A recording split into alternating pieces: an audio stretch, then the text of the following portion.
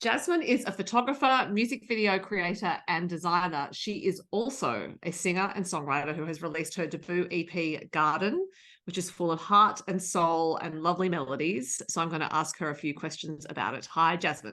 Hello, how are you? I'm very well, thank you. And your EP has been sitting with me for a few days now and just letting it marinate. And it keeps popping into my mind at unexpected times. So there's so much in it. It's really rich. But I don't want to start by talking about the music. I'd actually like to start by acknowledging that it's a really big deal to go from one side of the camera to another, so to speak, and literally in your case, because you make videos and you are now in music videos. You've worked with musical artists in all sorts of capacities, and to become one yourself takes guts, I think, because you know so much and you know so many people. So I'm interested in what that process was or has been like for you, because it's an ongoing one. Yes, absolutely. Yeah. I mean, when I started recording this record, I didn't even think that I would take it as seriously as I have ended up taking it. So I wasn't really, hadn't thought about any of this until it all started coming out into the world. And now there's this strange little reflection about, I've got all these eyes on me because I've built a lot of my following within the music industry. So a lot of my followers and audience are people that are a bit more seasoned and, awesome people, great at what they do.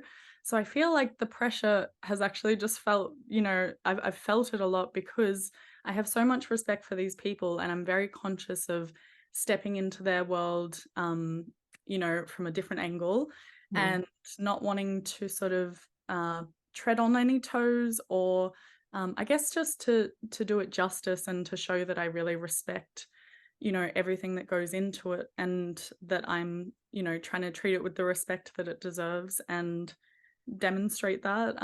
But I'm really happy with all the feedback that I've gotten from all my friends in the industry and it's been received well as far as I can tell. So, that helps.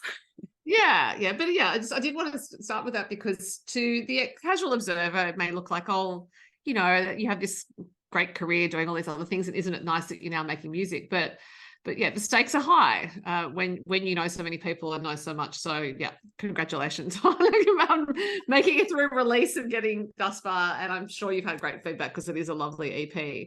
But I wanted to also mention something that I read that you'd said, which is music became mine because I was a child who had nothing. The radio was always free. God touched me through the airwaves and I let it swallow me whole.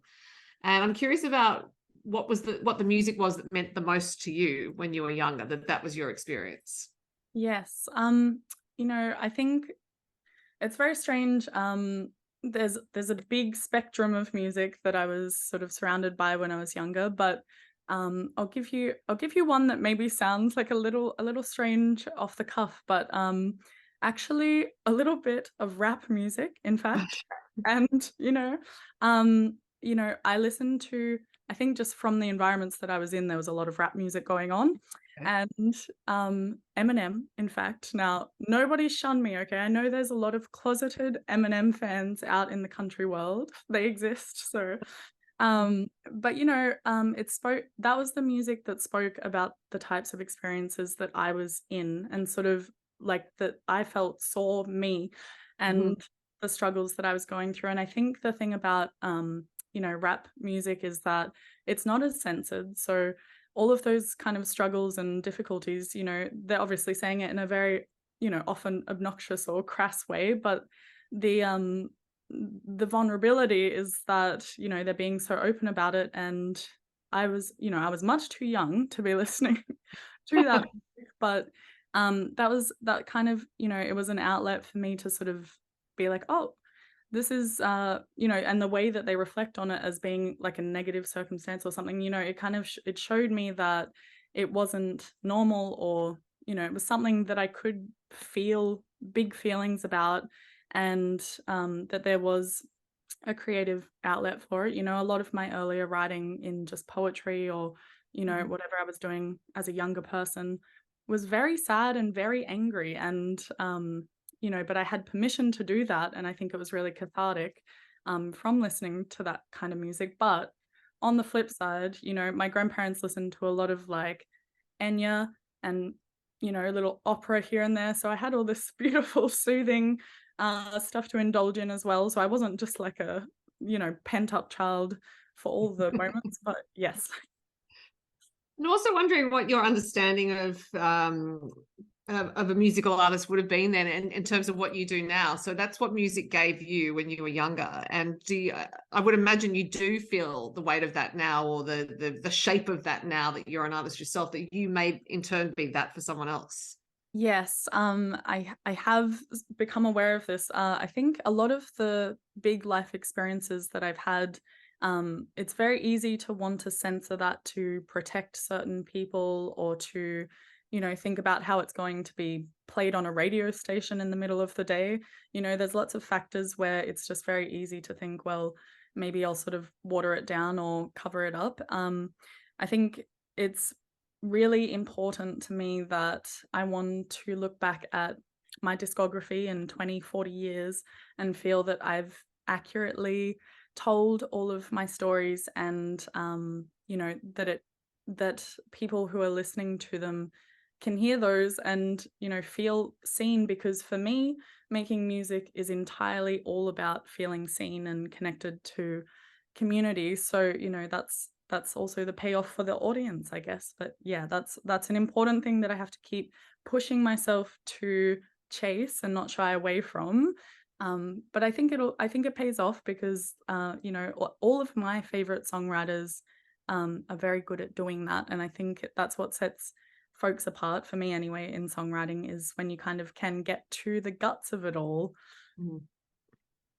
And I suppose it's also a question for you, because you mentioned big life experiences, and you did have a lot happen to you in your younger years. It's a question for you as an artist of how much you include and how much you keep back. And I also think it is entirely the artist's decision. You don't owe the audience anything. You don't owe them the totality of your experience. You can present and edit as you see fit.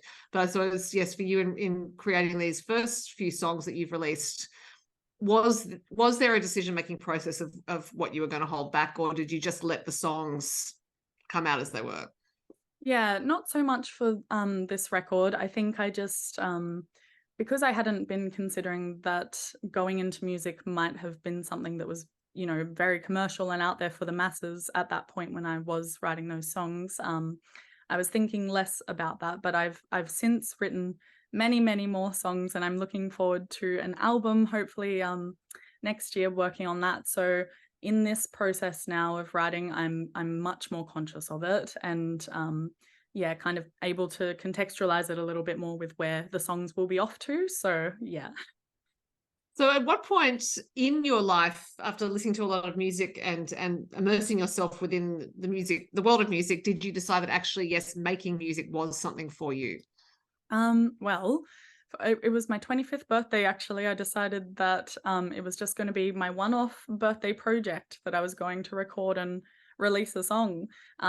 It just I don't know, it's so silly, but I'm sure many people can relate to it. But I really did always sit around daydreaming what a fabulous, journey it would be to become a songwriter and a singer and put out that's so you just feel like it's a starry-eyed dream. And I never thought that it was something that was actually attainable. But as I started working with other creative folks and sort of got to understand that, it was accessible to me, I thought, well, why not? I am a songwriter at heart, so, go off and do it. And I was just going to do it that once, but it was something that I enjoyed so much. And, I think also the universe kind of gives you things that you don't necessarily it knows what's in your heart, and it's kind of just always offering you the chance to go forth and claim that, even if you don't necessarily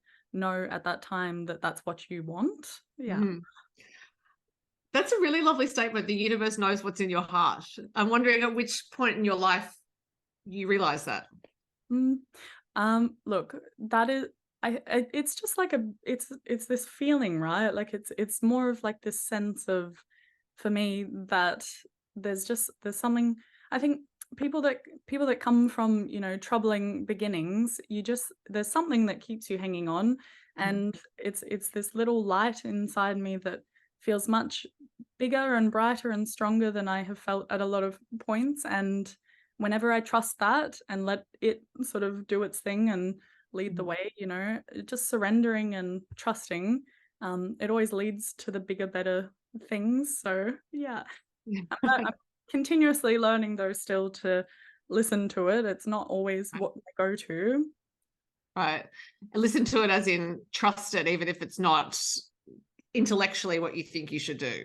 Yeah, absolutely. And also like being able to separate fear from, thinking that you're being logical or protecting yourself. Sometimes it is just fear, like my feeling in life is that we are here one time.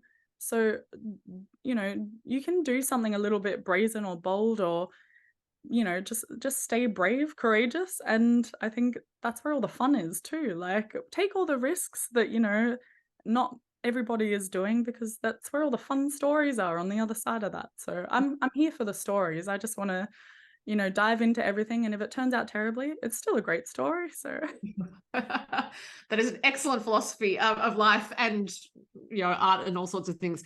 That first song you wrote for your 25th birthday, is that song on the EP?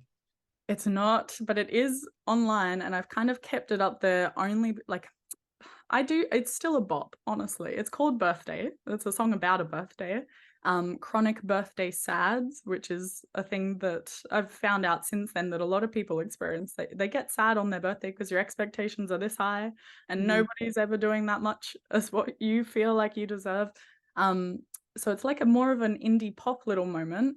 But I kept it up there because I thought this is a nice little bookmark for like where I started. And I cringe a little bit at it, but it's still, it's my baby at the end of the day. So she deserves to live on and have her moment, and we can all look back and think, wow. And also it was your first step on the journey that has brought you to the EP, and probably which also brought you to Michael and Melody Moko, with whom you worked on the EP. And I'm wondering how that connection initially came about. Yes, with Michael and Melody. Melody actually reached out to me. Miss Fanny Lumsden had recommended me to Melody as a photographer. She'd seen my work on Instagram, and I was such a fangirl of Fanny. She actually revealed this to me, that she had lined that up while we were over in Nashville, and I just thought, what's going on? This is, this is like bucket list stuff for me. So Fanny had told Melody, get in touch with Jazmyn. I think she'd be perfect to shoot the cover for Two Kids and a Radio. And so that was our first time working together. And then, I've shot all of Melody's content since that photo shoot. And yeah, we're family now. The Mokos and I really love those guys and all their kiddos and everything. So yeah. Yeah. And so when it came to then creating the music together, so obviously Michael came in at some point. Was that a songwriting connection first, or songwriting collaboration first? No, actually, I just had said to them along the journey of making film clips and things, I said, would you ever like to trade some of these services for a little recording time? Because I really, I don't know, looking back, like I hadn't given it a ton of thought. I just thought, well, I've got some nice songs that I've written and I probably want to go and record them. But again, like I feel like it was just something bigger than me that just sort of had this little pathway. And yeah, and so we had lined up over the course of a couple of years that I had all these funds stashed away from little trades, and yeah, eventually I thought, well, I've got 5 songs, let's go record now. And yeah, we just all got in there and did it. I think it took us 3 days. We were hanging out at the house. We did a little bit of co-writing at the start, like just Melody making sure that all my fears weren't warranted about all my lyrics, and then we went down to the living room downstairs and recorded it. Fantastic. And I also love the idea of it being done on the barter system, because you don't hear about the barter system that often anymore. Oh, and I advertise that on my website as a form of payment. If you want to trade a service or a skill, or if you have a product, like I want to do trades. And I've been thinking about that so much lately, because like all this cost of living business with everyone really struggling at the moment. And I always think to myself, it would be so beautiful if we had this moment of reformation where we all stepped into that a little bit more, where we were trading things that weren't necessarily money. I don't know. Anyway, but if anyone's watching, I'm always open to that. So I think it's a great thing to offer, especially because actually you have a wide range of skills. There are a few different things that people could talk to you about. So I'll put the link to your website in all the related notes for all of this, so people can come and find you. So given that your 25th birthday song was not on the EP, what was the first song written for the EP? The first song written was actually, I think it was God and I. Yeah, which is so funny because I didn't even think it would make the cut actually. That kind of just got pulled in at the end when I couldn't make up my mind about what the last song was going to be. But I'd written it yonks back and I thought, well, I was trying with this EP to sort of cover a few main pillars of, things that were important to me. And a little cheeky atheism is one of those. So yeah, so he got put in there, but yes, it was God and I think, but I feel like it's a very different song to the other songs on the record. It's a little more theatrical, and I kind of think of it as my little if there was like a Broadway show that needed that song, it might be able to slip on in there. It's a little bit musical. Well, the current single is Lay Your Guns Down, and it is such a powerful song about hopes and missed chances. What was the initial spark for it? This constant rumination that I go back to about being an old lady sitting at my Christmas table with no family around because I've only had one baby, and just thinking about all the grandchildren that won't be there, and all of the extra children that won't be there for me. So that's something that makes me quite sad because I had my son when I was quite young, and it sort of felt like maybe I won't get the chance to do that again because career and all of that. And I feel like I'm kind of done with like the baby days, they're pretty intense. But so long as Finn has lots of grandchildren for me, we might have that covered. I don't know yet, but it is something that I kind of sit around from time to time feeling sorry for myself about. And then I guess just the other verses, they're pretty significant actually. The verse about there's a woman I wake beside, long hair like me. I wrote that while I was still in a marriage with a man, and I remember we were laying on the beach and I sung that song to him to show him the new song I'd written, and we both actually ended up crying at the end of it and just kind of realizing that, like, I really realized in that moment that it was something that I probably needed to address at some point, and I actually ended up pursuing that, probably less than a year later. We're still great friends and all of that great stuff, so it's not, it's not sad about the ending, but it's just so interesting how songwriting can kind of come through you like that and sort of make you aware of something that you might not have given enough credence to before. So yeah, it's a song full of things that are actually quite significant to me. And Yeah. yeah. Well, back to your line about the universe knows what's in your heart, I suppose. And if you feel that the songwriting is channeled in a sense, then it's that weird process of writing something where it's of you, but they're not. Yeah, that's a very powerful lyric. Yeah. But there are some other powerful lyrics in there, one of which is you sing about wings being clipped on the brink of flying. And I'm wondering if you felt that your musical wings were clipped for a while, in that you may not have let yourself create music. Yeah. Or felt like other people were not letting you create music. No, yeah, well, that's actually what the whole second verse is about, things I left unknown or undone.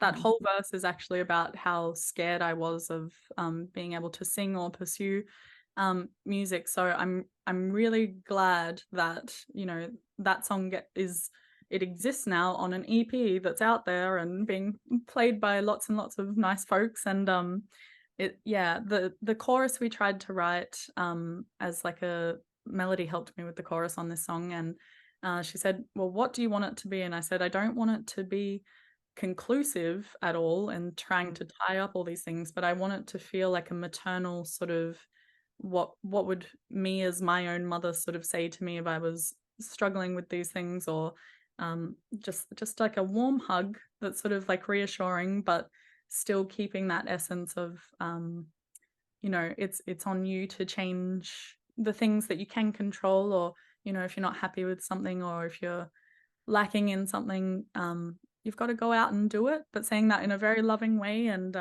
yeah, the chorus is just me speaking back to me as a better version of myself. So yeah. Yeah, and there's another line that says, I wasn't brave enough and that's my fate, but it's in the past tense. I wasn't brave enough. So going back to what I said at the start about, the courage that's required to do what you're doing now, releasing music, given your work history, well, and also your work contemporary life. I suppose, do you feel that you need to regularly commit to being brave in order to make music, or is it that you're past a certain point now and you're like, okay, I know that I've proven that I'm brave enough? Yeah, it's interesting. I think it's both because I've definitely reached like a new level of comfort, especially with performing live, which I feel like is really the pinnacle of all of this. You really get to have that moment where it all comes together and makes so much sense when you get to sort of share that energy back with a crowd. And um, I've reached a new level in comfort within that. I've also heard beautiful things from many people, including quotes such as Mr. Michael Moko saying, "So much of this is borderline genius." When you, I want to let all that go to my head, only for, serving the purpose of it. It doesn't actually matter so much to me now whether whatever the end point is, that doesn't matter to me. What matters most to me is that I actually keep pursuing it and just getting the songs formulated and real. And um you know just I want to keep chasing that. So I think at the moment for me, I'm trying to find the courage to not not water myself down, or tell myself that I don't deserve this space, and to keep my little blinders on and not worry about what the outcomes of the songs are. I just want to run. I just want to go for it. And yeah, I think I'm just trying to have courage and just trusting that it will end up wherever it ends up, and it actually doesn't matter, but just keep going. Yeah. Yeah. Or wherever it ends up, it's perfect, is another way of looking at it, I guess. Now, the last track on the EP is Keeps Getting Greener, and the refrain in that is that life keeps getting greener. It's a hopeful statement, but I think the song also acknowledges that life isn't always green. So I was wondering, as I was listening to it, whether for you, music is a way to grapple both with what isn't green and also to make things greener. Yeah, absolutely. I mean, it's so interesting listening back to that song for me, because like for myself, because depending on what kind of day I'm having, it's either a song that I'm listening to and thinking you're full of it. Like, I don't know if it keeps getting greener. But I still have many days where I forget about all the sunshininess that I've come to encounter. I think music has it's so beautiful having this moment now, because it truly is like the one thing in my life that is making me feel like that little light is just burning, and it's like it's such a hopeful space for me. It feels so right. And yeah, I think even if that was the only reason why I kept pursuing it, I think that's worth it. I think it's really my um I don't think passion's the right word. What's the word? Purpose. you Right. know Right. I'm feeling a lot of purpose fulfilling within all of this. So yeah, definitely super important to me. And Yeah. yeah, I'm glad that I got to this moment to actually be able to think and realize that all. So yeah. I think that, yeah, having it as purpose rather than passion, I'm sure it's passion as well, but purpose probably keeps you going at the times when there is doubt and when you may not feel like it, or you think, I don't really, I don't know if I have the time to do this. Passion may waver and you may think, oh, well, I don't, that's not for me today. But yeah, purpose is a dedication. Yeah, absolutely. And I'm hyper aware now of having worked with other musicians, the process of the actual like business behind the music can be quite draining. And I think more so just in the way that like you put in so much work and energy and investment into it, and as independent artists, we all know like the payoff isn't always immediate, and it's not always to the level that we all deserve. I mean, we're putting in the real work and with good integrity, but it just doesn't work like that, unfortunately. So I think just music business aside, Mm. focusing on that as just, you know, what you're actually gaining from chasing it down. Yeah, that's super important. Hmm. Now, as I mentioned at the top, you make music videos, and you have made videos for these songs as well. And I'm wondering if it's actually harder to make videos for yourself than for other people, because of course, when you're making them for other people, you've got that objective perspective on what the song is and what the story of the video may be. But with your own music, perhaps it is harder to shift into that perspective. Yeah. You know, I'm going to be really annoying and say that it's both easier and harder all at once. It's not Um, annoying, it's truthful.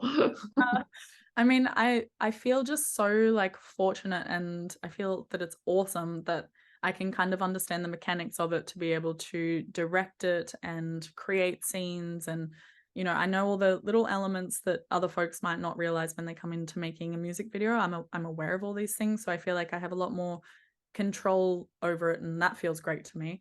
But when it comes to the editing process, that's actually so hard for me. And it took a long time to get the clip for Lay Your Guns Down actually finished and out into the world. It was late on my own schedule, because I just, you know, I can see all the options and I don't know which one is the best out of 12 different clips, you know? And there's so many ways to tell a story. And it could just come out so many ways. But yeah, I think at the end of the day, once it's all done and the stresses of that are out of the way, I do always feel like it's a nice spot to be in. Well, and it's a great video. So you clearly made some very good decisions in constructing it.